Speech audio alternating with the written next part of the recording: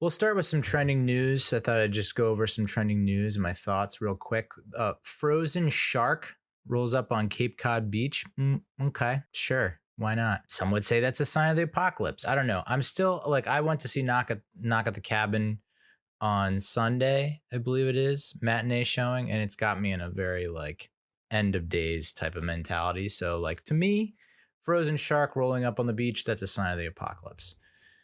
This Chinese spy balloon, I learned about this from my mother. I pretty much, when I'm at work, I'm like head down, nose to the grindstone, and I don't really pay attention to the news other than what I'm seeing in Slack, because there's a national news desk that pumps stories through Slack, which is our in-office messenger, kind of like AIM for all you old hats out there.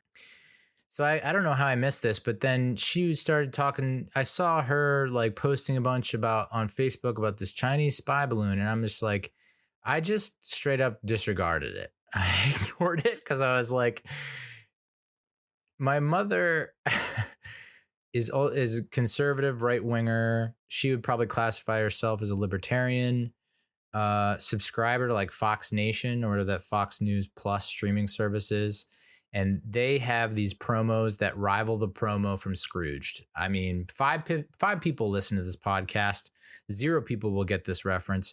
There's, in the beginning of Scrooge, when we're introduced to Frank Cross, the TV executive that Bill Murray plays, they show him a promo that they put together, and it's nice, it's wholesome, it's heartwarming, for Charles Dickens' A Christmas Tale. I don't remember what the official story is. Or Scrooge is like the main character.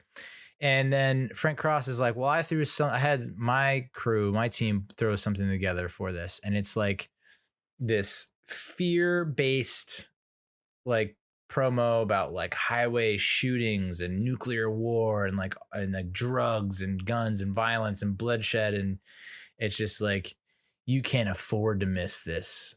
You're too scared to not watch or something like that. Like just over the top, fear-inducing promo that had nothing to do with the actual special that he was producing. That to me feels like a lot of what the promos that you see for the programming on Fox Nation are. It's just like, holy crap, I guess I need to hunker down, head to the bunker, throw on a helmet, maybe a vest, start to stockpile. You know what I'm saying? So when I saw her posting about the Chinese spy balloon, I'm like, all right, this is just like a random balloon that she saw in the sky. And keep in mind, my mother was convinced that the Chinese are invading slowly but surely. They're taking over South Carolina, which is interesting. I didn't think that South Carolina would be a target for China, but sneaky, low key, kind of smart, I guess. You go into the rural places, take those over, and then by the time the cities realize what's going on, it's like we're under communist rule. So, but there have been plenty of conversations, discussions about, well, the Chinese are coming and the Chinese are doing this and the Chinese are doing that. Chinese are funneling fentanyl through the Mexican drug cartel into the United States into our Halloween candy. That's a fact. My mother will rattle off these stories as if they're 100% truth and just like not using too much of a discerning eye in terms of like judgment about like, is this true? Like, is this source that I'm reading true? Is this a verified source? This is like an actual legit journalist enterprise and not just like some random website that doesn't cite anything or, it's just like spreading misinformation. There's just so much misinformation nowadays that it's no, like, why would I think that a Chinese spy balloon would be a thing, an actual thing? So it's like, I just thought it was like, all right, this is another misinformation, wackadoo conspiracy theory thing that I don't have the energy to pay attention to. And sure enough, no, it was real. It's legit. It's a Chinese spy balloon and it got shot down right over the area where my mother and my sister live with her family. So it's like, maybe I need to start believing her. Maybe I need to take my head out of the ground and start believing my mother's theories about how China's invading us. So that's on me. I guess, there is some truth to what she's been saying. And, China's a superpower and you got to watch out for them. Got to keep our eye on them. But it is kind of crazy. I didn't realize until I listened to like part of my take on Monday or Tuesday, which is not even really a news podcast. It's they cover football, NFL stuff, but this friggin' story swept the nation. And it turns out the Chinese spy balloon also swept the nation because it would start off on the west coast and traveled the whole country until it got to Myrtle Beach, and we shot it down with a friggin' missile that would cost a shit ton of money apparently. So couldn't have picked a better spot to shoot it down. In my opinion, it's like that sounds just about right. Myrtle Beach is not going to take any shit. Everyone had their guns out and were willing to do their part to take her down. So it's so fitting that it would be Myrtle Beach for that spy balloon to come down. But like you say, it just sounds too ludicrous. You hear it at first and you're like, nah, this is not what, a balloon? But then you think more about it and you're like, well, why would anyone think it's a spy balloon from China? Like, what would make anyone think that? It took like it going over the entire country for someone in Myrtle Beach to be like, the Chinese are coming. I don't know. But yeah, so I just didn't pay any mind to it. And then finally I was like, oh, okay, everyone's talking about this as an actual thing. Because I was pretty much out of commission most of the end of the week into the weekend. I was just like disconnected from the world. Kyrie Irving traded to the Mavericks from the Nets, and apparently Kevin Durant is on the block and might be going next. Odd, but not odd. You look at the record and it's like at one point the Nets were in second, like they started off poorly and then they went on a streak and they went up to second place. And I think now they're down to like fourth or fifth. I used to be a New Jersey Nets fan, and I kind of half paid attention to the Knicks. I definitely got involved in Linsanity. Hard not to. And when Larry Johnson was one of my favorite basketball players. So when he was on the team on the Knicks, like I was, kind of tuning in and watching and following and sort of rooting for them, but always hoping that the Nets would do more. And it's been a rough ride for the Nets. When Durant, Harden, and Irving were all on the same court, it seemed like they were pretty much unstoppable. And it's just crazy to me that the three of them can't figure it out. Be like, hey, when we're on the court, we're pretty good and we win, and that's the goal, right? To win, we want to win a championship. And Kyrie couldn't stay on the court for various reasons. Harden wanted out. Now Irving wanted out. I guess Durant wants out now. So much for this season.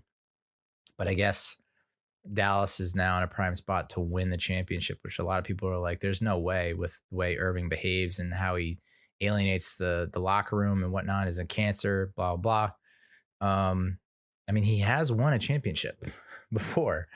So, and I know he wanted to go to the Lakers and the Nets were like, nah, son. You're not going where you want to go. We're pulling an OBJ on your ass and we're sending you to a place that, well, not necessarily. Because, the Giants sending him OBJ to Cleveland's like, at the time was like, I imagine that was not the top of OBJ's list. This is obviously different. Like he didn't get his first selection in LA, but Dallas, like high hopes for the playoffs, especially with Luka Doncic. So the Brooklyn gets back Spencer Dinwiddie, who spent 5 seasons with the team. And then look at these picks that they got.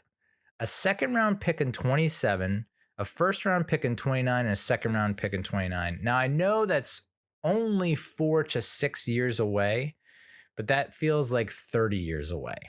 When I read those numbers, 2027 and 2029, it's like, I know that we're in 2023, but I see those years and it's like, flying cars, teleportation, the whole nine.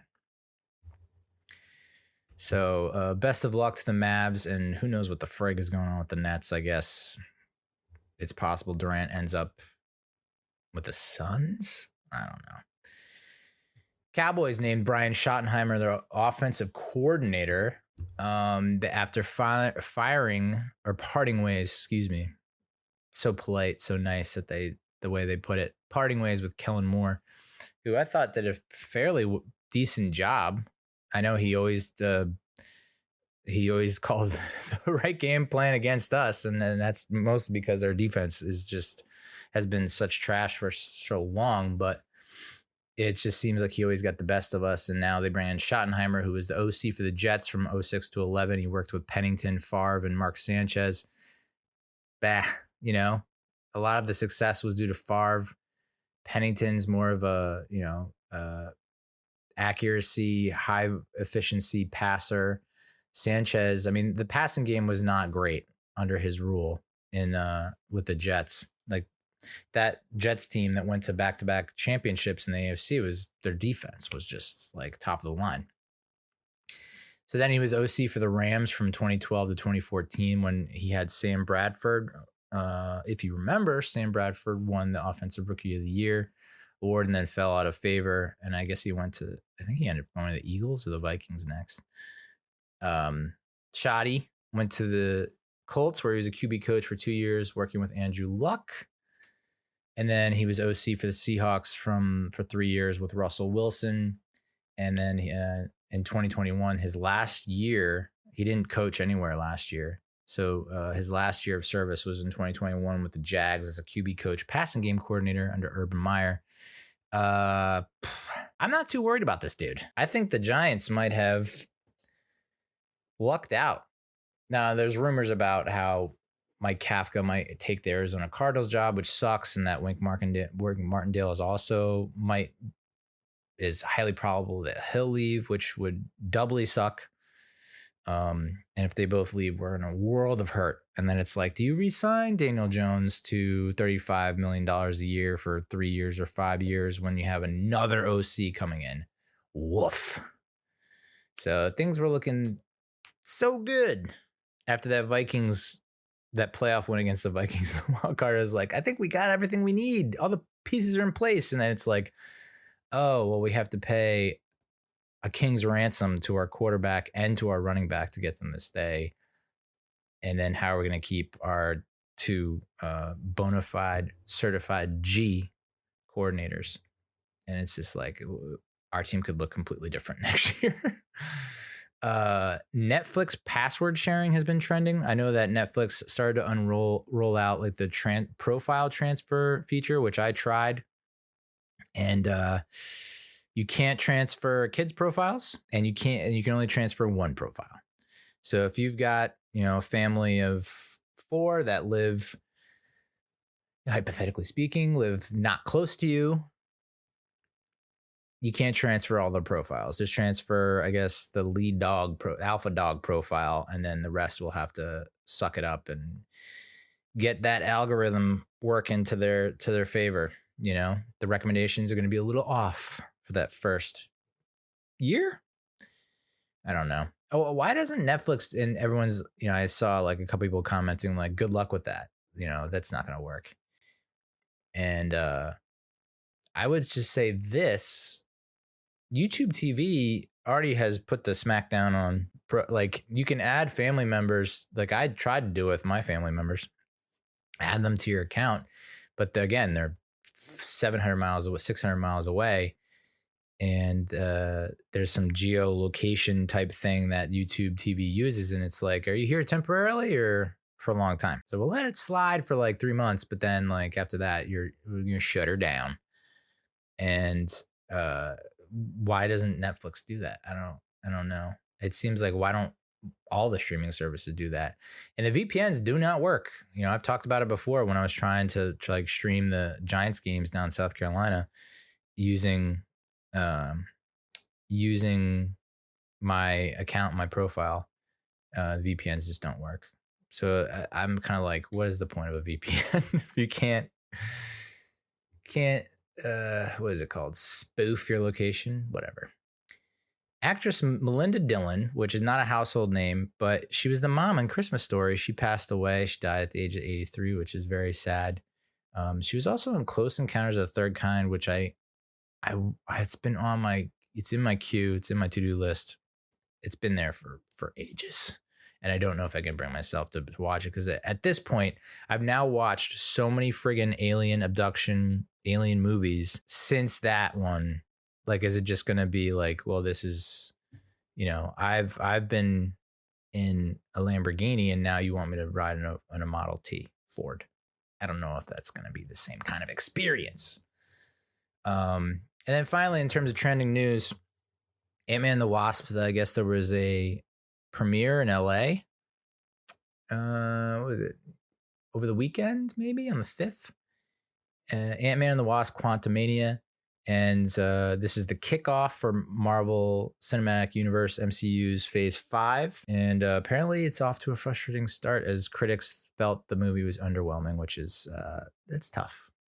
But Jonathan Majors, who plays Kang the Conqueror, everyone is head over heels in love with this dude and has declared him awesome, which is great because I remember him being pretty dang good in Lovecraft Country.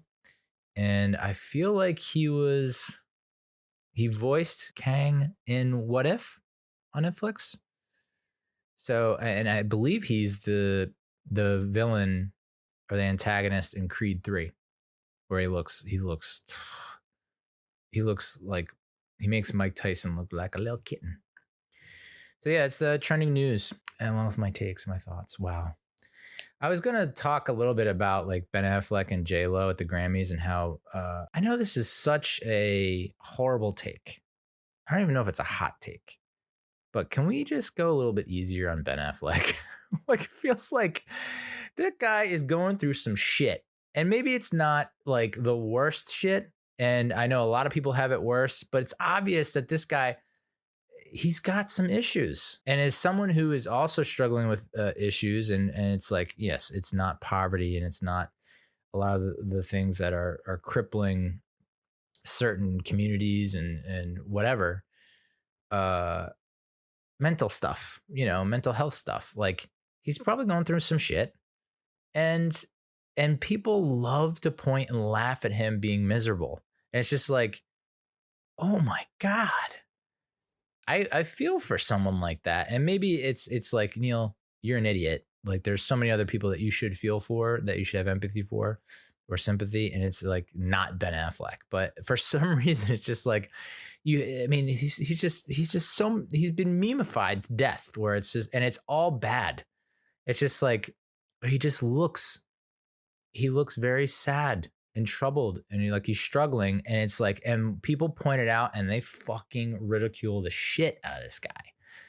And I don't know, enough's enough, maybe. I get it. He's a big time celebrity, rich, has it all, quote unquote, doesn't need, is not going to face, like I said, he has all the basic items checked off: food, shelter, all that stuff. He's financially comfortable. But at the same time, it's like, obviously he's going through something, and instead it's like people are just pointing and laughing, and it's just, I don't know.